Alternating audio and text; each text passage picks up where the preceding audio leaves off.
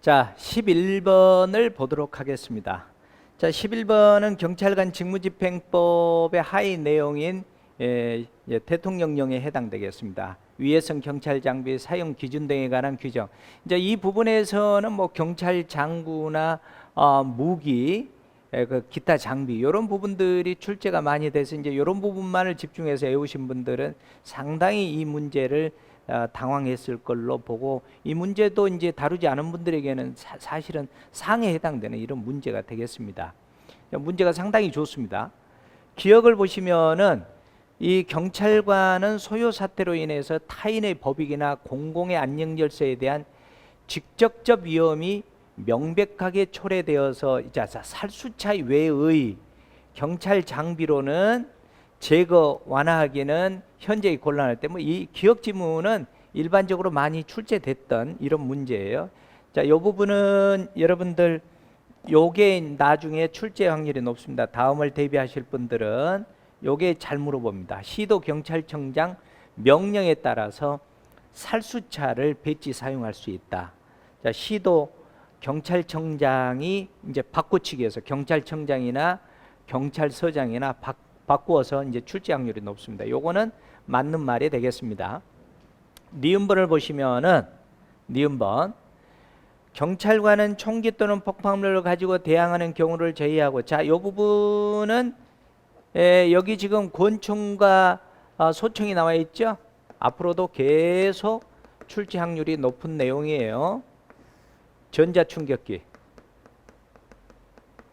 자, 요것과 구별을 하셔야 됩니다. 여기는 제외가 있지만 여기는 어떤 경우에도 전자충격기를 사용할 수 없습니다. 누구에게? 여기에서 말하는 14세 미만자나 또는 임산부입니다. 임산부. 여기는 뭐 할 때입니까? 총기나 폭발물을 가지고 대항하는 경우를 제외하고는 권총이나 소총을 사용할 수 없다. 이렇게 나오죠. 그러나 전자충격기는 어떠한 경우에도 14세 미만자나 임산부에게는 사용할 수 없습니다. 그러니까 여기는 맞는 말입니다. 권총, 소총으로 했으니까. 디귿번을 보시면 경직법 10조 5항 후단에 따라서, 자, 이 지문이 상당히 저는 좋은 지문이라고 보여집니다. 요거 꼼꼼하게 공부 안 하신 분들은 요거 때문에 이제 저는 상해 문제 지문으로 보고 있습니다. 왜냐하면은 총 몇 개인가, 요게 분명히 이렇게 몇 개인가로 나와 있기 때문에 상당히 여기에서 고민을 했을 걸로 보여집니다. 자, 앞으로를 대비하기 위해서 분석 한번 해드릴게요. 안전성 검사에 참여한 외부 전문가는 안전성 검사가 끝난 후, 자, 3개월 이내에 신규 도입 장비 안전 여부에 대한 의견을, 자, 여기도 요거 조심하셔야 됩니다. 경찰청장하고 그 다음에 여기 지금 3개월이 있잖아요. 요 부분을 조심해야 되는데, 왜 이 지문을 저는 어려운 지문으로 보고 있냐면은 여기는 두 가지로 구별을 해 두셔야 돼요. 여기는 30일 이내입니다. 30일 이내. 30일 이내 경찰청장에게 제출을 하는 겁니다. 그러면 경찰청장이 제출을 받았잖아요. 이 경찰청장이 받으면은 이 경찰청장이 이제 그 안전성 검사 결과 보고서 있잖아요. 이 결과 보고서를 요때 3개월 이내에 누구에게? 국회 소관 상임위원회에다가 제출을 해야 됩니다. 상임위원회에다가 제출을 해야 된다. 그러니까 이 경찰청장에게 제출할 때는 30일 이내, 그 다음에 이제 요런 결과를 해서 국회 소관 상임위원회에다 제출할 때는 3개월 이내, 요렇게 들어가야 됩니다. 그래서 요 부분 때문에 여기는 틀렸습니다. 그래서 이 지문이 좋은 지문이다라고 얘기하는 겁니다. 이게 혼란스러울 수가 있어요. 자, 그 다음에 보면은 니을번을 보시면 니을번을 보겠습니다. 국가경찰관세장, 이제 이때의 뭐 청장, 시도경찰청장, 뭐 해양은 여기서 뭐 여러분들 신경 안 쓰셔도 되겠고, 경찰서장, 기타 이제 경무관, 총경, 경감, 경정, 경감, 장으로 하는 또는 경정 들어가도 괜찮습니다. 장으로 하는 국가경찰 관세의 장을 말하는데 여기 폐기 대상인 위해성 경찰 장비 또는 성능이 저하된 위해성 경찰 장비를 개조할 수가 있고 이제 이게 개조할 수 있느냐 없느냐 이제 여기 이제 나중에 이슈가 될 수 있죠. 개조할 수가 있고 소속 경찰관으로 하여금 본래의 용법에 준해서 사용하게 할 수도 있습니다. 이것은 그래서 맞는 표현이 되겠습니다. 이건 맞는 표현이 되겠습니다. 그 다음에 이제 미음을 보시면은 자 미음번이 상당히 그 지문을 그 난이도 있게 놓았어요. 위해성 경찰 장비의 사용 기준 등에 관한 규정 2호부터 4호까지 위해성 장비 이제 이런 것들은 무엇을 말하냐면은 여러분들이 앞으로 시험을 대비하기 위해서는 경직법 11조하고 위해성 장비 규정 있잖아요. 여기에 이제 공통적으로는 무기, 분사기, 체류탄, 그 다음에 요렇게 살수차입니다. 요 살수차, 가스차가 아니에요. 자 그런데 요 가스차로 딱 해서 오답을 내놨어요. 상당히 그 여러분들이 주의하지 않으면은 어려웠을 것으로 보여집니다. 그러나 이제 요 부분들이 사용 기록이다라고 이제 해서 평상시에 이제 잘 외워 놓으신 분들은 큰 무리는 없을 겁니다. 그다음에 이제 요 부분들 조심해야 됩니다. 경직법은 현장 책임자가 기록 보관을 하지만 여기는 여기 같이 그 책임자 또는 그러니까 현장 책임자 플러스 사용자가 둘 중에 요 둘이 들어갑니다. 여기 조심하시기 바랍니다. 사용 기록 보관하는 것은 요 네 가지가 들어가고 그 다음에 이제 몇 년간 보관을 해야 되느냐 여기까지 3년간 보관을 한다. 그러니까 여기 지금 네 가지 요 네 가지 여기서 가스차를 살수차로 바꿔주는 요 네 가지 여기 네 가지 요거 하나. 그 다음에 이제 규정은 현장 책임자나 또는 사용자가 기록 보관을 한다는 거, 기록 보관할 때는 몇 년간 한다는 거, 3년간. 그래서 앞으로도 나올 만한 내용들이 조금 있습니다. 요 좀 주의하시기 바랍니다. 그래서 여기 미음번은 틀렸습니다. 자, 12번으로 갑니다.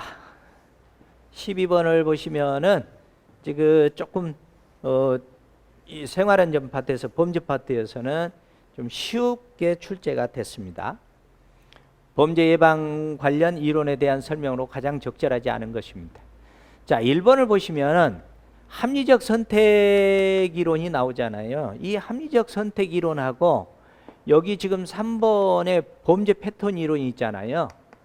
상황적 범죄 예방 이론에서 나온 내용이에요. 상황적 범죄 예방 이론은 바로 뭐예요? 범죄의 기회나 이익에 따라서 범죄자는 범죄를 저지른다라는 이론이잖아요. 이 배경을 알아야 됩니다. 다음을 대비하시는 분들 여기에 이제 합리적 선택 이론이 나옵니다. 이렇게 합리적 선택 이론. 자, 이 합리적 선택 이론은 어디에다 바탕을 두냐면은 고전주의의 바탕을 두는 겁니다. 그러니까 여기는 이제 신고전주의라고 보시면 되겠죠. 고전주의 바탕을. 그러니까 범죄자가 범죄를 선택하는 것은 자기 의지에 따라 선택한다는 얘기예요. 그게 이제 바로 뭐예요? 자유의지를 인정하는 것이죠. 고전주의의 바탕을 두는 것이잖아요. 범죄 저지르고 안 저지르고는 범죄자에게 달려있다 이 말이에요. 범죄 저지르면 처벌받고 안 저지르면 보호받는다 이런 개념이잖아요. 그러니까 의사 비결정론의 입장에 서는 것이죠. 왜? 이미 범죄자는 그냥 점제돼서 나왔다. 요게 이제 그 비교가 이제 그 실증주의 내지는 실증학파는 결정론이잖아요. 결정론.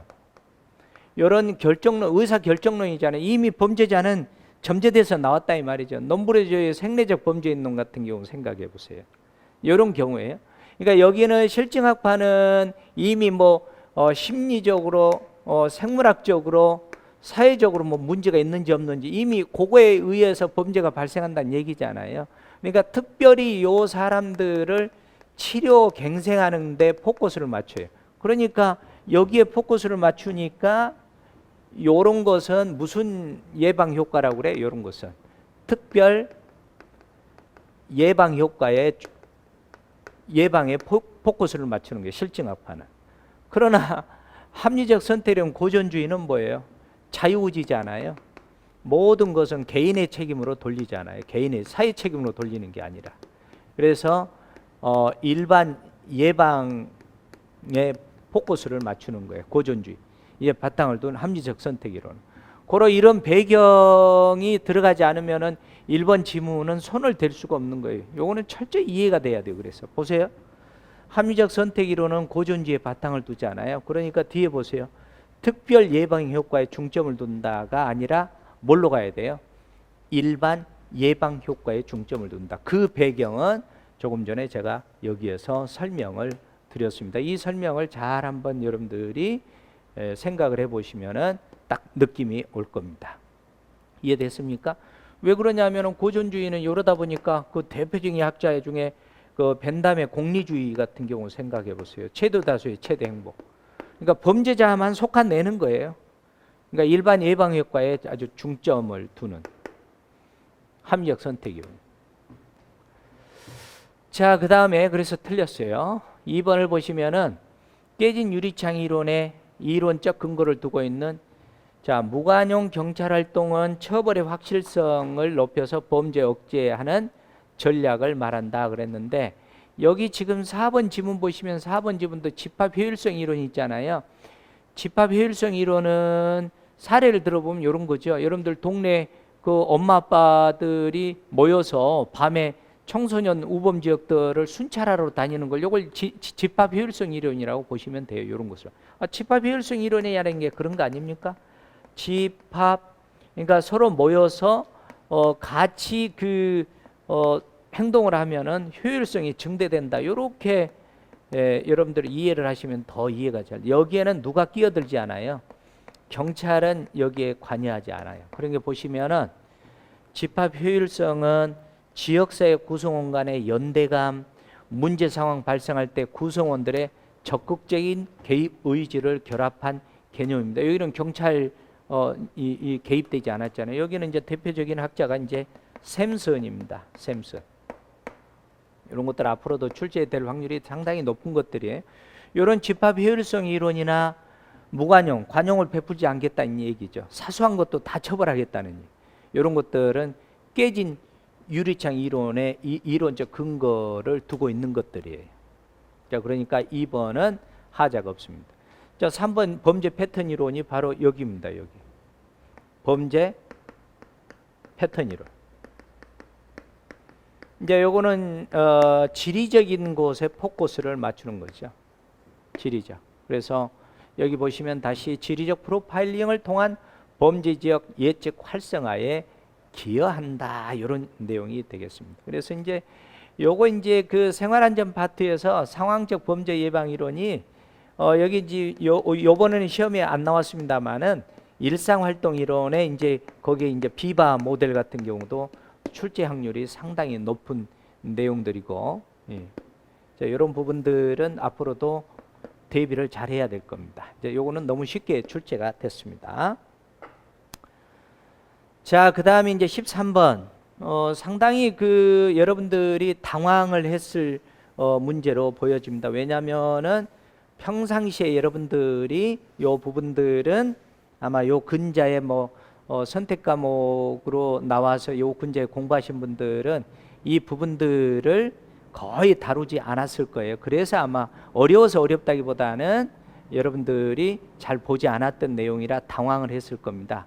그러나 이 내용들은 선택 과목 이전인 필수 과목일 때는 일반적으로 나온 내용들이었습니다. 그래서 이제 다행히 저는 계속해서 이 부분들을 강의를 해줬는데 이 부분들이 출제가 돼서 제 강의 들은 분들은 쉽게 이 내용을 마치지 않았을까 싶어요. 그래서 일단은 요거는 2번, 3번을 설명을 하고 1번, 4번은 제가 영상을 하나 보여드리도록 하겠습니다.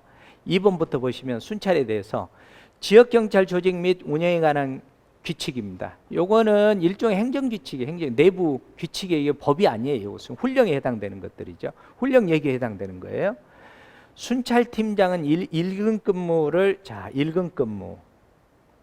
일근 근무는 지역 관서장이 일근 근무래. 일근 근무라는 건 뭐냐면은 여기 일근 근무와 상시 교대 근무를 구별할 줄 알아야 되는, 요 구별을 하느냐 못하느냐 요거를 묻고 있는 거예요. 여기에는 일근 근무는 아침에 출근했다가 퇴근 시간에 퇴근하는, 이게 일근 근무예요.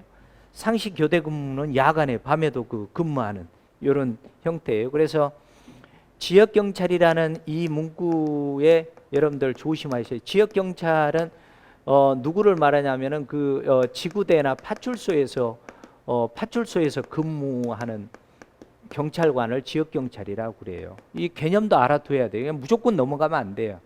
이 지역 경찰의 반대 개념은 전담 경찰이 되겠어요. 최소 경찰서 이상에서 근무하시는 분들을 전담 경찰이라고 그래요. 이런 개념 파악이 안 되면은 어렵단 말이에요. 이런 걸 이해하기가. 자, 그러면 지역 경찰 요 장들은 지역 경찰 관서장이라고 그래요. 여기서 이러한 지역 경찰 관서장인 지구대장이나 팔출소장만 일근 근무를 해요. 나머지는 모두가 다 상시 교대 근무를 합니다. 그러면 쉬워지잖아요. 보시다시피. 그래서 순찰팀장은 여기 지구대장 파출소장 바로 밑에 단계에 있잖아요. 순찰팀장. 그러니까 이 순찰팀장은 상시 교대 근무를 해야 되겠죠. 그러니까 틀렸어요. 상시 교대 근무를 원칙으로 하고 시간, 휴무, 구체적인 사항, 국가공무원 복무규정, 상시 공무원 규정이 규정한 범위 내에서 지역경찰 관서장이 정한다. 요것도 조심해야 됩니다. 요것도 조심해야 됩니다. 시도 경찰청장이 정한다. 이렇게 바꿔주셔야 됩니다. 두 군데가 틀렸습니다. 세 번째 보시면은 순찰 근무를 지정받은 지역경찰은, 이제 지역경찰이 누군지 아시겠죠? 지구대나 파출소에서 근무하는 경찰관들을 지역경찰이라 그래요. 그러한 지역경찰 조직이나 운영에 관한 것을 규정해 놓은 게 지역경찰 조직 및 운영에 관한 규칙이에요. 이게 행정규칙에 해당되는 거예요. 이게 훈령 여기에 해당되는 거. 자, 그 다음에 3번을 보시면 순찰 근무를 지정받은 이런 지역경찰은 지정된 근무구역에서, 자, 경찰 사범 단속 검거, 자, 경찰 사범 단속 검거, 경찰 방문, 방범 진단, 야, 요걸 다 섞어놨네요. 이게 순찰 근무하는 순찰 근무자가 해야 할 근무 형태 있죠.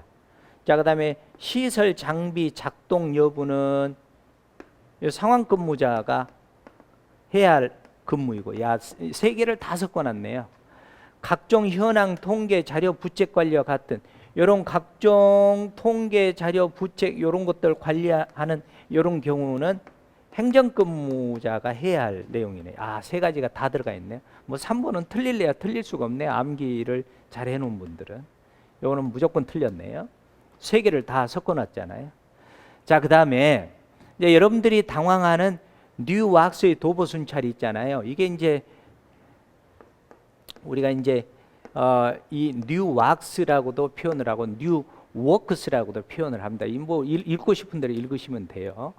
어찌됐든 뉴왁스의 도보 순찰하고 워커의 그 범죄 관련돼서 제가 지금 현재 여러분들 강의하고 있는 내용을 영상을 하나 보여드리겠습니다. 캔자스시 예방 순찰은 어떤 실험의 요겁니다. 역사적 효과가 있냐면은, 자, 자동차 순찰 수준을 증가했음에도 지금 여러분들에게 범죄 강의되고 발생은 있는 감소하지 내용이 않고. 되겠습니다. 자, 일반적으로 생각할 때 자동차 순찰을 증가하면 범죄 발생은 감소해야 될 거 아니에요. 근데 실험을 해봤더니 감소를 안 하더란 말이에요. 순찰을 생략해도 범죄는 증가하지 않더란 말이에요. 이게 뭐냐 이 말이에요. 이거 말이죠. 이거 순찰 전략을 다시 재고해 봐야 되겠다. 순찰을 강화해도 범죄는 감소하지 않고, 순찰을 완전히 생략을 해도 범죄는 증가하지 않고, 이게 뭐야, 이게 순찰 활동에 문제가 있구나라고 전략을 재고한 실험이 어디 실험이라고요? 캔자스시 예방 순찰 실험입니다. 그러나 뉴왁스시의 도보 순찰은 뉴왁스. 도보 순찰을 강화해도 범죄율은 감소하지 않았지만, 자, 여기에 핵심은 그거예요. 자, 도보 순찰을 하니까 경찰이 걸어 다니는 거를, 예전에는 경찰이 안 보였는데 자꾸 경찰이 도보 순찰을 많이 하네? 그러니까 범죄율에는 뭐 큰 문제가 없었지만, 도보 순찰을 강화하든 안 하든 그 범죄율은 감소하지 않았지만, 주민들이 느끼는 심리적인 태도는 긍정적 영향을 주더라. 이런 순찰이 어떤 순찰이라고? 뉴왁스시의 도보 순찰이라 이 말이에요. 자, 이런 내용이 있는데 위에 조금 전에 위에 내용 조금 그 앞에 내용까지 있는데 다시 뒤로 가 보면은 여기 지금 워커의 순찰 기능 부분들도 앞에서 바로 해일 관련해서 이 교통 지도 단속은 해일이 주장하는 것이거든요. 이 부분도 그 앞에 조금 전에 그 영상 앞에서 그 거론된 부분이 보일 겁니다. 이제 워커는 범죄 억제, 이제 그 전에는 대민 서비스 제공하고 해일이 공통적으로 주장한 거에서 몇 번 출제가 된 적이 있습니다. 그리고 이제 교통 지도 단속 대신에 이제 워커는 뭐라고 그러냐, 공공 안정감 증진 뭐 이런 것들을 주장한 사람이 되겠습니다. 어찌 되었던 이런 경우이고, 1번은 다시 이제 제가 또 설명을 드리면은 도보 순찰 실험에서 이제 도보 순찰을 강화하면은 범죄자는 줄어들어야 될 거 아니에요. 그런데 줄어들지 않았음에도 불구하고 시민들이 느끼는 체감도는 높더란 얘기예요. 이런 실험 결과가 나왔다는 이런 내용이 되겠습니다. 참고하시기 바랍니다. 제가 이제 영상을 보여드린 이유는 이러한 내용도 지금 공부를 하고 있다라는 것을 여러분들이 참고해라는 취지가 되겠습니다. 자, 14번으로 가겠습니다. 14번. 경범죄 처벌법에 대한 설명 중 가장 적절하지 않은 것입니다. 자, 여기 10만 원 이하가 나와 있는데 경범죄 처벌법은 10만 원, 20만 원, 60만 원 이하의 벌금, 구류, 과료가 이렇게 세 가지로 구별이 되어 있죠. 이런 점에서 여기 보시면은 20만 원 이하의 벌금, 구류, 과료에 해당되는 네 가지가 없어요. 그 다음에 60만 원 이하의 벌금, 구류, 과료에 해당되는 두 가지가 없어요. 맞는 말이 되겠습니다. 자, 그 다음에 경범죄 처벌법에서 자, 범직자로 인정되는 사람일지라도 통고 처분 받기를 거부하는 사람. 현장에서 지금 요거 지금 무조건 외우지 마시고 이렇게 외우시면 돼요. 현장에서 경찰관이 경범죄를 저지르는 홍길동이를 봤어요. 홍길동이에게 딱지를 띄어서 홍길동이에게 주려고 하니 통고 처분 받기를 거부해요. 통고 처분 받기를 거부하니까 제외자가 되어야 되겠죠. 자, 그 다음에 주거나 신원이 확실하지 않는데 어떻게 저 현장에서 딱지를 띌 수 있습니까? 못 띄겠죠. 제외자죠. 그 밖에 통고 처분하기 매우 어려운 사람, 요거 통고 처분할 수가 없다는 거죠. 이거 안 외워도 되잖아요. 그냥 외워지잖아요. 그렇죠? 자, 그 다음에 경범죄는 가벼운 범죄이기 때문에 시키도록 도와준 사람. 저 보세요. 경범죄를 짓도록 시키거나 교사범이죠. 형법으로 치면. 그 다음에 도와준 사람 방조범이죠. 형법으로 치면. 형법에서는 교사범, 방조범과 정범은 전부 다 처벌 기준이 다르잖아요. 정범이 제일 위에 있고 그 다음에 교사범, 방조범이 있는데 경범죄는 아주 경범이라는 것은 가벼운 범죄잖아요. 이 가벼운 범죄니까 왜 뭐 굳이 이 나눌 필요 있느냐? 정범하고 똑같이 정범하고 똑같이 처벌을 할 수 있다는 것입니다. 그래서 이 보시면은 도와준 사람, 방조범은 죄를 지은 사람, 여기 정범이잖아요. 준하여 벌하고 여기까지는 맞아요. 그런데 경범죄 처벌법은 미수범, 가벼운 범죄인데 뭐 미수범까지 다룹니까? 미수범 다루려면 형사법으로 가야 되겠죠. 이렇게 해서 암기하시면은 훨씬 쉬워지겠죠. 그러니까 경범죄 처벌법은 형법의 특별법이 아니라 보충법입니다. 그래서 그런 것도 시험에 잘 나오죠. 틀렸습니다. 미수범 때문에. 4번 지문 같은 경우에는 이렇게 이제 그 질문하는 정도만 출제가 되는 게 아니라 앞으로는 사례형으로 출제될 가능성이 상당히 높으니 그런 부분도 여러분들이 대비해서 공부를 하셔야 될 것입니다. 자, 그러면 납부기간 내 범칙금을 납부하지 아니한 사람. 납부기간이라는 것은 며칠을 줬어요? 10일 이내, 10일 이내를 준 거예요. 자, 그럼 한 단계를 뛰어넘었잖아요. 그러니까 여러분들이 자칫 잘못하면 10일 이내 아니라고 그래서 훅 넘어갈 수 있어요. 납부 기간 내에 납부하지 아니한 사람은, 자, 10일을 줬는데 납부하지 아니한 사람은, 자, 10일이 오늘이 10일, 오늘 10일 마지막 날이 오늘 마지막이면 오늘 10일 마지막인데 다음 날이 하루 다시 시작되는 날이잖아요. 그럼 11일째 되는 날이잖아요. 이렇게 이해해서 암기하셔야 돼요. 그래서 이 시험에 여기 잘 나온단 말이에요. 마지막 날의 다음 날, 요것도 시험에 잘 나와요. 마지막 날의 다음 날. 그러니까 마지막 날부터 이렇게 해서 오답이 나올 수 있어요. 다음 날부터 20일을 주네요.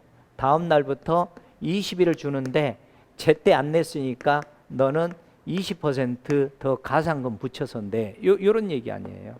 20일 안에 안 내면은 100분의 50 가산금을 붙이거나 그렇지 않으면 즉심에 회부하는 이런 문제가 생기잖아요. 그러니까 다음 날 또 20일 이내에 통고받은 범칙금 금액의 100분의 20 이렇게 100분의 20을 더한 금액을 납부해야 된다. 이렇게 보시면 되겠습니다. 자, 가정폭력 범죄 처벌대에 관한 특례법입니다. 자, 이 부분도 개정법령을 주의하지 않았다면은 요번에 상당히 개정법령 관련해서 여러분들이 신경을 안 쓴 분들은 상당히 난감하지 않았을까 싶습니다. 의외로 되게 민감하게 반응해서 출제가 됐습니다. 사실은 이렇게까지 민감하게 반응해서 그 개정법령을 출제하는 경우는 드물거든요. 자, 보시면은 가정폭력 범죄에 관한 특례법으로 가장 적절하지 않은 거, 가정폭력으로 출판물 등에 관한 명예훼손. 자, 요 부분이 들어가 있어요. 그 다음에 주거침입죄가 개정법령으로서 더 들어가 있어요. 이런 부분들을 그전에는 이게 안 들어간 걸로 되어 있었거든요. 그래서 1번을 그냥 개정법령을 안 보신 분들은 바로 1번을 답을 치고 넘어가지 않았을까 이런 추측도 됩니다. 자, 맞는 말이 되겠습니다. 2번 사법경찰관은 가정폭력 특례법에 따른 응급조치에도 불구하고, 자, 여러분들 뭐 많이 훈련했죠. 자, 응급조치를 하는데 응급조치를 했음에도 불구하고 재발 우려가 있어요. 그러면은 임시조치로 넘어가야 되겠죠. 그런데 응급조치를 했는데 재발 우려가 있으면서, 야, 이 친구가 재발 우려가 있으면서 긴급해요. 긴급하다라는 것은 임시조치를 신청할 만한 시간적 여유가 없다는 얘기입니다. 이럴 때에는 긴급 임시조치를 한다는 것이죠. 그래서 이러한 내용들을 잘 보시면은 뭐 이제 일반적인 내용이 출제가 된 겁니다. 여기에 그러면 뭘 체크를 해야 되겠어요? 응급조치에도 불구하고 재발 나왔죠? 자, 여기 재발 나왔죠? 빨간 걸로 해볼까요? 재발 나왔죠? 하하, 긴급 나왔죠? 만약에 긴급이란 말이 나오지 않고 재발만 나오면은 임시조치로 갈 확률이 높습니다. 그러나 가정폭력은 임시조치, 응급조치에서 임시조치는 의무사항은 아닙니다. 긴급조치는 의무가 되겠지만 아동학대 범죄는 둘 다 의무가 되겠습니다. 상당히 중요한 논점이 있는 내용들이죠. 자, 그래서 두 가지가 다 접목됐으니까 긴급 임시조치를 할 수 있다. 맞는 말이 되겠습니다. 보세요. 애울 게 없잖아요. 딱 떨어지잖아요. 자, 그 다음에 3번은 법원은 가정폭력 행위자에 대해서 유죄 판결, 자, 선고유예는 여기에서는 포함되지 않습니다. 제외됩니다. 약식명령을 고지하는 경우에 200시간 범위 내에서 재범 예방에 필요한 수강명령 또는 가정폭력 치료 프로그램 이수명령을 병과할 수 있다. 이것도 조심해야 됩니다. 이것도 개정 내용에 관심이 없는 분들은, 자, 이것도 신설된 내용입니다. 예, 2020년 8월 달 정도에 들어왔어요. 신설된 내용입니다. 신설된 내용. 정확하게 뒤에는 뭐 정확하게 모르겠습니다만은 2020년 후반기에 신설된 조문입니다. 요 좀 주의하셔서 공부하시기 바랍니다. 한번 나왔기 때문에 이제 여기의 핵심은 자, 이 선고유예 제외 요 조심 200시간 범위 내에 요 부분도 조심하시기 바랍니다. 답이 너무 쉽게 나와 버렸어요. 가정폭력 범죄 중 아동학대 범죄에 대해서는 청소년보호법을 우선 적용한다고 그랬는데 아동학대 범죄 처벌대행에 관한 특례법이 있잖아요.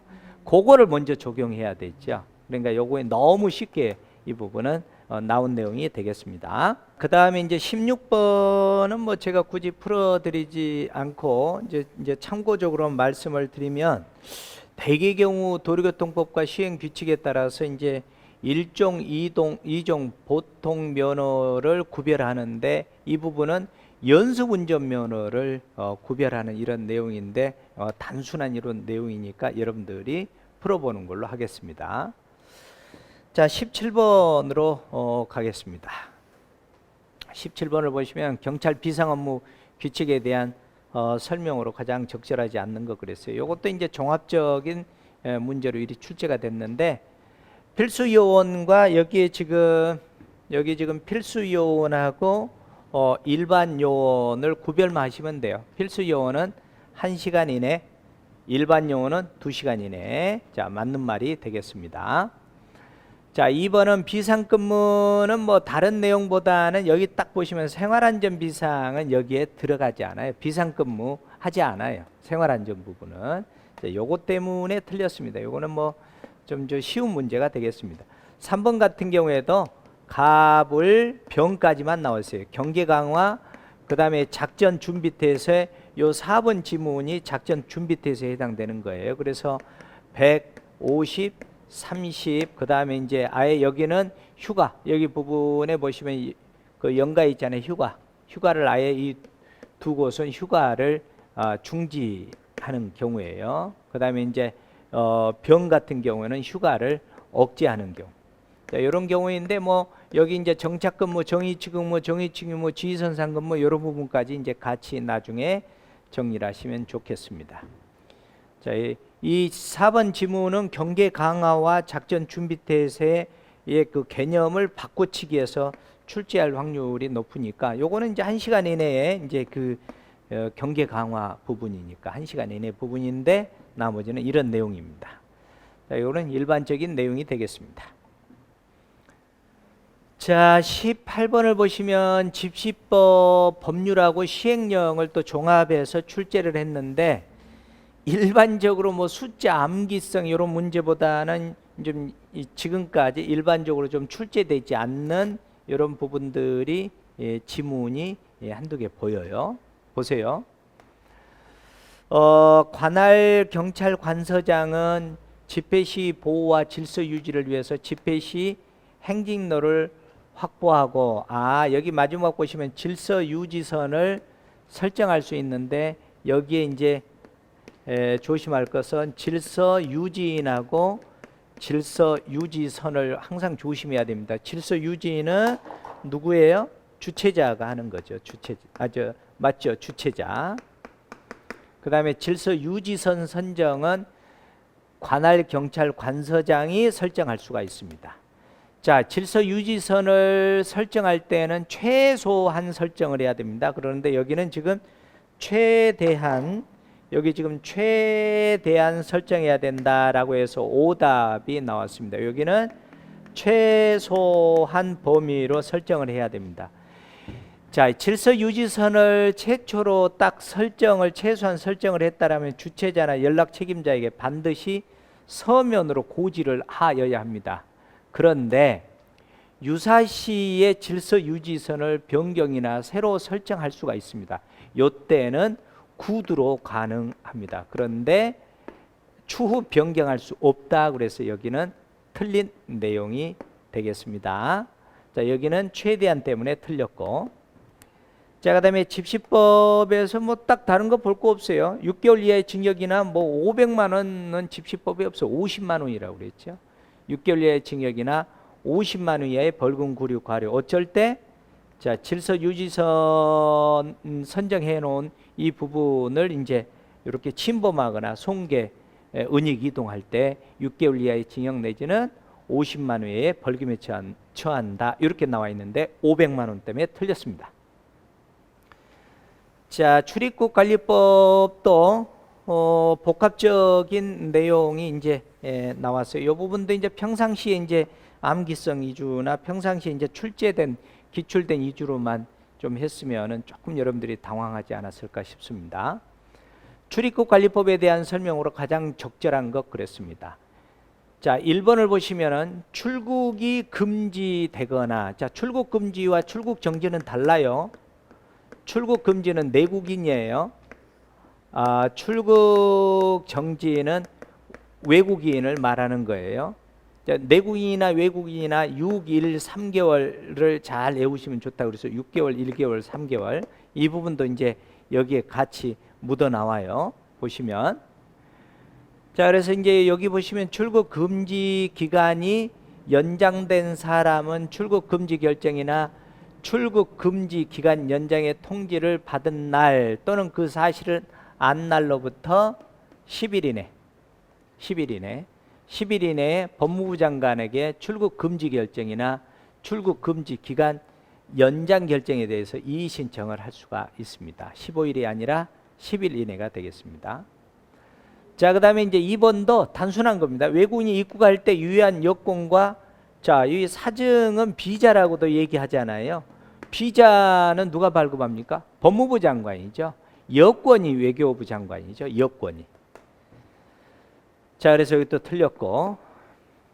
자, 그 다음에 3번 보시면은 수사기관이 긴급 출국 금지 승인을 요청할 때로부터, 자, 여러분들 여기는 배경을 알아둬야 돼요. 뭐 이제 물론 이제 일반적으로 제가 이제 요것은 요런 배경을 가지고 설명을 해 드리고 있거든요.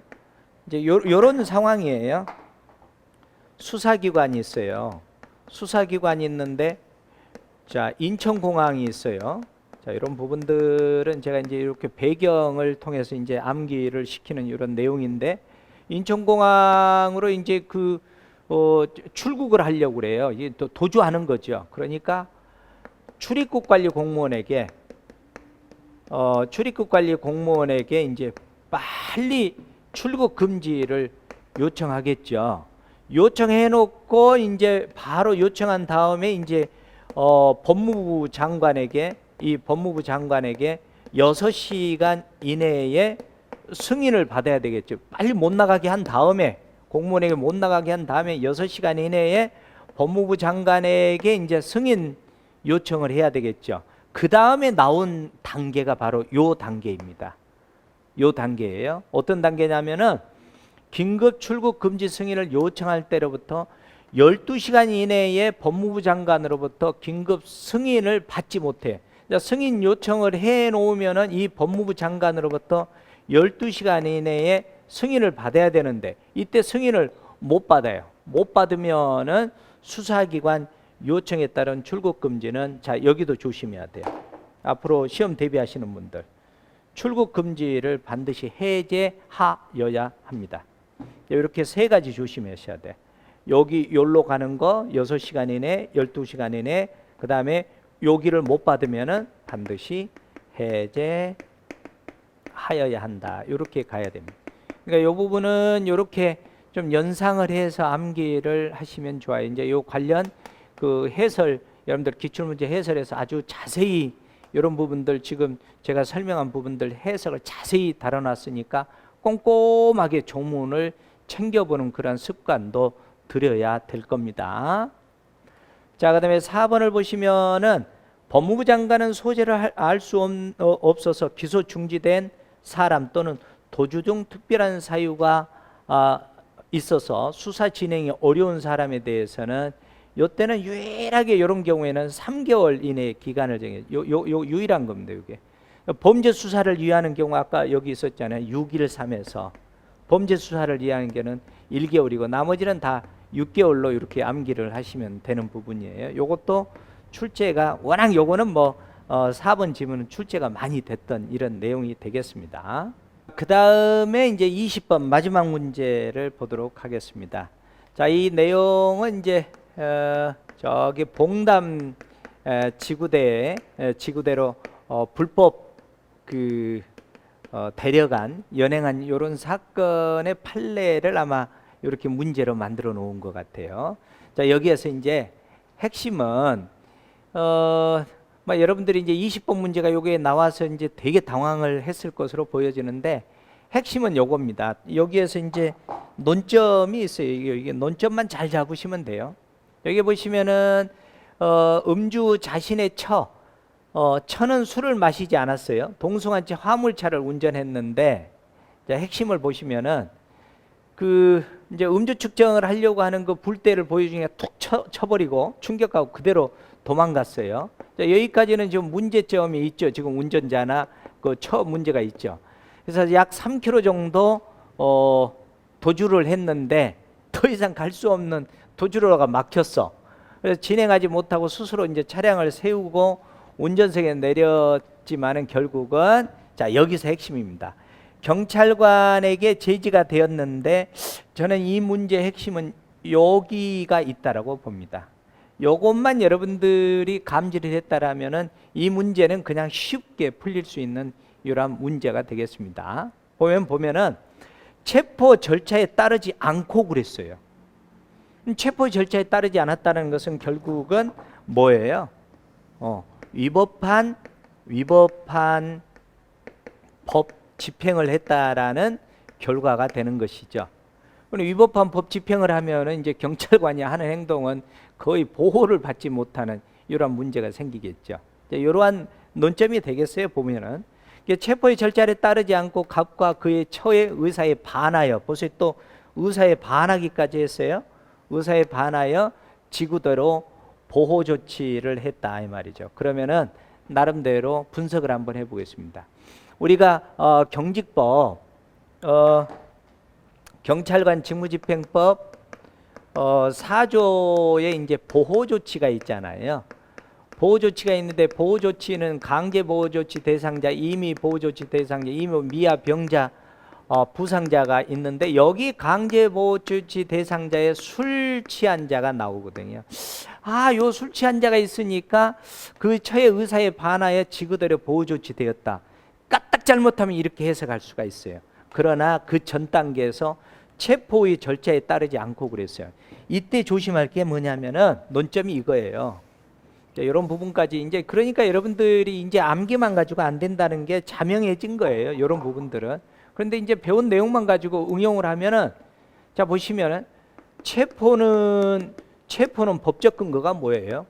형사소송법이 법적 근거잖아요. 체포는 세 가지가 있잖아요. 영장이한테 200조에 2, 200조에 3, 212조 현행범 체포까지 있잖아요.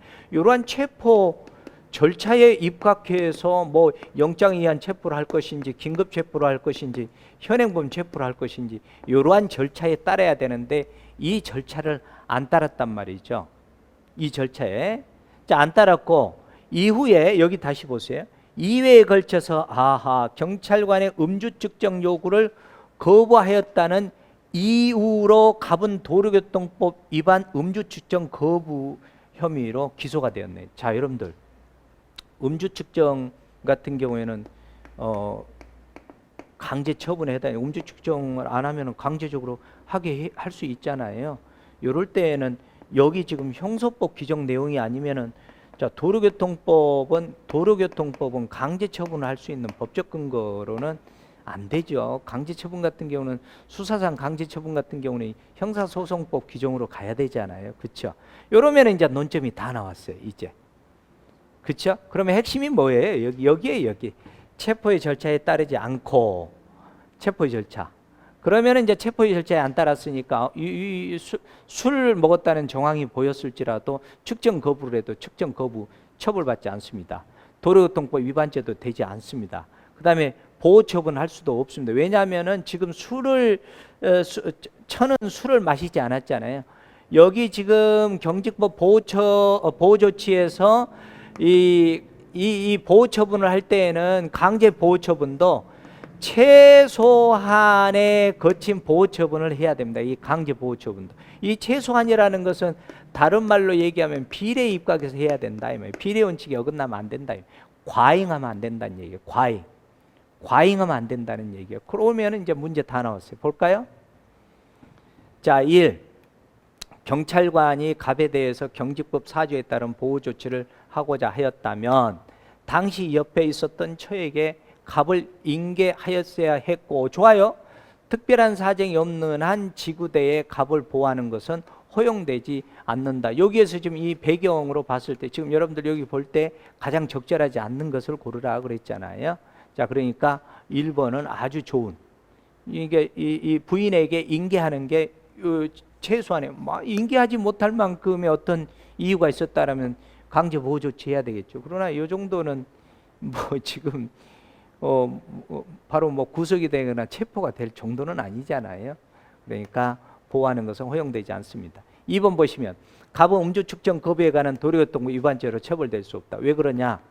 음주 측정 자체는 지금 후순위잖아요. 앞에 다시 보시면은 여기 음주 측정은 앞에 전순위에서 이미 위법을 했잖아요. 위법한 법 집행을 했잖아요. 그러니까 후순위는 증거로 받을 만한 음주 측정 거부에도 음주 측정 거부로 책임을 물을 수가 없는 거죠. 자, 3번 보세요. 자, 그러니까 이거 처벌될 수 없다. 맞아요. 구도로교통법 44조 및 제148조 제2호 규정들이 음주 측정을 위한, 자 보세요, 강제 처분의 근거가 될 수 있으므로 도로교통법은 강제 처분을 위한 규정 내용이 아니에요. 형사법으로 가야 되겠죠. 될 수 있으므로 이와 같은 음주 측정을 위하여 운전자를 강제로 연행하기 위해서는, 자, 수사상 강제 처분에 관한 형사법상 절차에 따를 필요가 없다. 와, 무소불위예요. 요거에 따라야 되죠. 수사상 강제 처분에 관한 형사소송법상 절차에 따라야 됩니다. 여러분들 이 안에 다 들어가잖아요. 여러분들 보시다시피. 이 법적 리갈 마인드만 있으면은 이 문제 푸는 데는 지장 없겠죠. 고로 보세요. 이제 4번은 더 쉬워졌어요.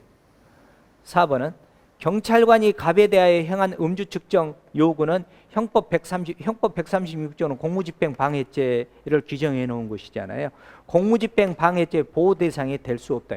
여러분도 공무집행 방해죄는 경찰관이 그 규정된 법의 테두리 내에서 법을 집행하는데 그 법을 집행하는 경찰관을 방해했을 때, 공무를 방해했을 때 공무집행 방해죄가 되잖아요. 그러나 여기 보시면 위법한 법 집행하라는데 무슨 공무집행 방해가 됩니까? 보호조치하는데 위법한 보호조치하면 안 되잖아요. 심지어는 불신검문을 할 때에도, 임의 동행을 할 때에도 강제성을 띠면은 상대방이 예를 들어서 팔꿈치로 친다든가 이렇게 다쳤을 때에도 공무집행 방해죄가 안 될 확률이 더 높잖아요. 왜? 경찰관이 적법한 행위를 했을 때 공무집행 방해죄 여부는 거론의 의미가 있는 것입니다. 이런 측면에서 핵심은 바로 여기에 있습니다. 체포 절차에 따르지 않았다라는, 요것만 가지면은 이 부분은 쉽게 되지 않았을까, 이런 생각이 됩니다. 나름대로 간단하게 설명을 한다라고 여러분들 했는데 도움이 얼마나 됐는지 모르겠습니다. 거듭 얘기하지만 여러분들 이번 시험을 봤을 때에 여러분들이 어렵게 느껴졌다고 생각하신 분들은 제 개인적인 판단으로 봤을 때는 암기 위주로, 또는 물론 두음을 딸 때는 따야 되겠죠. 저도 그거에 대해서는 근본적으로 부정을 하는 사람은 아닙니다. 두음 딸 때는 따야죠. 저도 두음 따잖아요. 1국 2범 3경 4치 5개 6개 두음 따잖아요.